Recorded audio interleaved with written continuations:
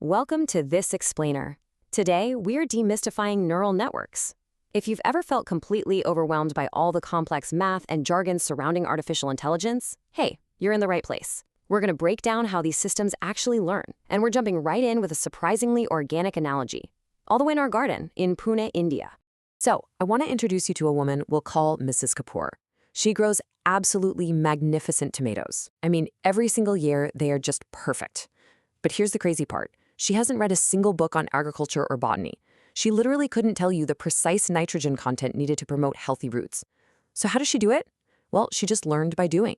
For 32 years, she simply planted seeds, watched what thrived, noticed what shriveled up, and adjusted. She planted again and again, learning entirely through observation. And this perfectly captures our very first core concept: intuition. See, in this context, intuition is all about learning from thousands of examples rather than following a strict set of rules. Through thousands of tiny, patient experiments spread across 3 decades, Mrs. Kapoor built an intuition so deep that she can just glance at a seedling and know exactly what it needs. She learns from examples, not rules. And honestly, she is the perfect embodiment of how modern AI actually works. All right, moving to section 1. The power of examples, learning by observation. To understand why this approach was such a massive game changer, we kind of have to look at the stark contrast between the old way and the new way of computing. For decades, computer scientists tried to build smart machines exactly the way you'd write a recipe. They wrote really rigid rules. Think about an early spam filter, right? The rule would be something like, if the email says Prince and asks for your bank account, mark it as spam. Totally logical on paper. But in the real world, the spammers just swapped the word Prince for royalty, and boom, that whole beautiful rulebook was instantly useless. Engineers wrote more rules, spammers adapted again, and it just turned into this exhausting, never-ending battle of hard coding. So, how did we finally break out of that endless cycle? Well, back in the 1980s, a scientist named Yann LeCun asked a deceptively simple question. What if we just showed the computer thousands of examples and let it figure out the rules for itself? What if instead of programming a super rigid calculator, we taught the machine the exact same way Mrs. Kapoor learned to grow her tomatoes? That one simple question, it completely changed the world. Okay, section 2, inside the neural network. Let's look at how they actually work. So instead of getting bogged down in intimidating math equations, just picture a relay race in your mind. Information flows through a neural network a lot like a baton being passed between runners. Let's say we want to teach a network to recognize a photo of a cat. The picture enters step 1, the input layer. These processing units make super basic, raw observations like, hey, this pixel's bright, that pixel's dark. Then they pass the baton to step 2, the middle layer. This layer starts noticing combinations. It might say, oh, a bright pixel plus a curved edge, that might be a whisker. Finally, those observations get passed to step 3, the output layer, which makes the final call, cat, yes or no. But how do these runners actually communicate their findings to each other? Well, in a neural network, each runner is connected to the next by what data scientists call weights. Honestly, you can just think of these as volume dials. Turned all the way up, a connection is basically shouting its message. Turned down, it's just whispering. Now, when a network first starts learning, every single one of these dials is set completely at random. The network knows absolutely nothing. It looks at your first cat photo, takes a total guess, and it almost certainly gets it dead wrong. So how on earth does a system that starts out making random guesses become so brilliant? Well, the network guesses wrong, but then a correction is made. The network looks back at every single connection and asks, did this dial help me get the right answer, or did it push me toward the wrong one? If it helped, the dial turns up just a tiny bit. If it hurt, it turns down. And it does this over and over and over again, thousands, sometimes millions of times. Through this relentless practice, these tiny dials eventually arrange themselves into a completely perfect configuration. And the absolute wildest part? No human programmer ever typed in those exact numbers. Which brings us to section 3, why size matters. Because scale really does change everything.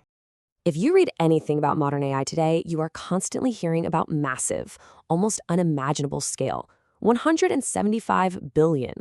You've probably heard people say things like, GPT has 175 billion parameters. Well, when they say parameters, they literally just mean those adjustable volume dials we were just talking about. A tiny network might have a few thousand dials just to recognize handwritten numbers, but the big models, GPT, Claude, they have hundreds of billions of them. And this really highlights what happens when you scale things up to that extreme. Imagine you want to become a great conversationalist. Training a small network is kind of like reading just one book. I mean, you'd be a little bit better at conversation, sure, but training a massive network with billions of dials, that's like reading the entire internet. It's reading every single book, scientific paper, novel, and recipe in virtually every major language on Earth. When you have that many dials and just that staggering amount of data, something entirely new starts to emerge. That leads us to Section 4, the thing nobody designed, emergent capabilities.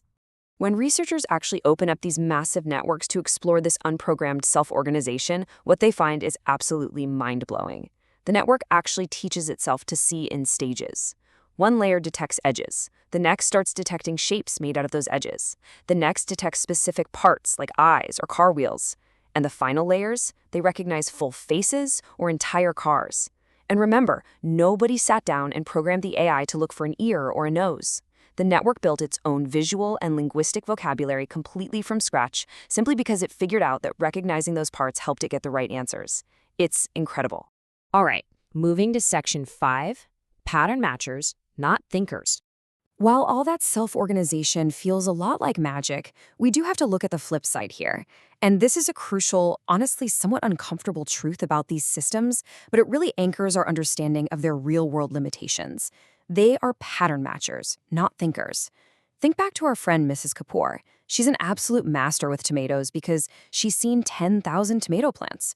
But what if you handed her some weird Amazonian plant she'd never seen in her entire 32 years of gardening? She'd be totally lost. Her intuition relies entirely on familiar patterns. Well, neural networks are exactly the same way. They are extraordinarily good in situations that resemble their training data, and they are remarkably unreliable in situations that don't. So what actually happens when that pattern is just missing? Unlike a human, an AI doesn't have this little inner voice that says, you know what, I'm really not sure about this one. Instead, it improvises with smooth, perfect confidence. If it doesn't have the patterns to guide it, it will literally fabricate a completely fictional scientific study or state a totally false fact without a single second of hesitation. It proceeds with the exact same level of confidence whether it's brilliantly right or catastrophically wrong. Okay, let's lock in everything we've covered today with our summary. Here are your 4 core takeaways. 1. Neural networks learn from examples, exactly like human intuition built through experience. 2. Those middle layers detect increasingly abstract patterns completely naturally without being explicitly programmed to do it. 3. Scale changes everything. Billions of volume dials combined with vast amounts of data create massive emergent capabilities. And 4. The absolute most important rule to protect yourself. Pattern matching is not thinking.